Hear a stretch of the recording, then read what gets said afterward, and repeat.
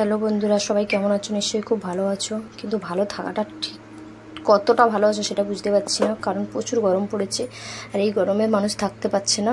তাই নিজে ঘরে দই বানালাম। তো প্রথমে দেখতে পাচ্ছ আমুল গোল্ড দুধ নিয়ে এসেছিলাম। দুধ নিয়ে এসে এখানে আমি জাল দিচ্ছি। ভালো করে দুধটাকে গরম করে নিলাম। গরম করে নিয়ে সেই দুধটাকে একটু ঠান্ডা করলাম।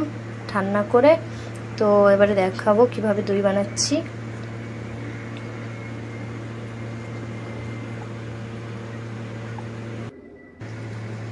একটু টক দই নিয়ে এসেছিলাম। টক দই নিয়ে এসে সামান্য পরিমাণে টক দই দিয়ে এটাকে ভালো করে ফাটিয়ে নিলাম। যা গরম পড়েছে, এই গরমে তো থাকাই যাচ্ছে না। তো দই খেলে, দই খাওয়ার তো প্রচুর উপকার। বারবার বলছে যে ঘরে মানে কেনা দই না খেয়ে যদি ঘরে বসিয়ে সেই দইটা যদি খাওয়ানো যায়, বা নিজে বলো আর বড় বলো যাই বলো না, আর বাচ্চা বলো, সবাইকে যদি ওই দইটা খাওয়ানো যায় তো শরীরের পক্ষে খুব উপকার। তো তাই ভাবলাম যে নিজে দইটা বানিয়েই ফেলি।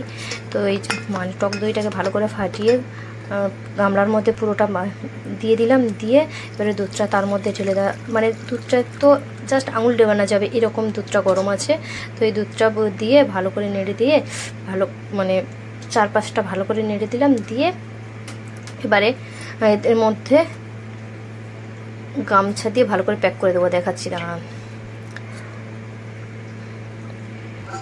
সবাই কেনার দই না খেয়ে যদি এভাবে ঘরোয়াভাবে দই বানিয়ে খাও তাহলে খুবই উপকার হয়।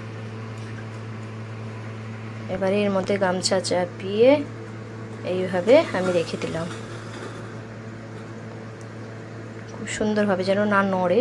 তো এমন জায়গায় রাখবে যেখানে কেউ চলাচল বা কোনোভাবে নাড়া যেন না পড়ে। এবারে দেখো আমার দই কেমন হয়েছে। দেখো এই দেখো কি বানিয়েছো। দারুণ কি বানিয়েছো বলতে হবে না, সেখানে তখন বলে দেবো। দই তো ঠিক আছে, তোমরা নিজেরাই এইভাবে একটু দই বানিয়ে নিও। ঠিক আছে। আর আচ্ছা, এটা ওই আমুলের দই দিয়ে যদি কিছু জানার থাকে তো কমেন্ট করো। টাটা।